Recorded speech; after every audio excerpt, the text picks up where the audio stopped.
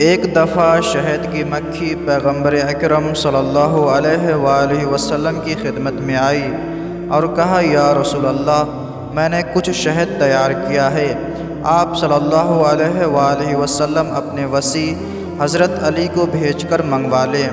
پیغمبر اکرم صلی اللہ علیہ وآلہ وسلم نے شہد کی مکھی سے فرمایا، تم تو تلخ اور کڑوے پھولوں اور گھاسوں پر بیٹھتی ہو۔ شہد کی مکھی نے کہا، جی ہاں یا رسول اللہ۔ فرمایا، باوجود اس کے تم تلخ اور کڑوے پھولوں اور گھاسوں کا رس چوستی ہو، کس طرح یہ کڑواہٹ مٹھاس میں تبدیل ہو جاتی ہے؟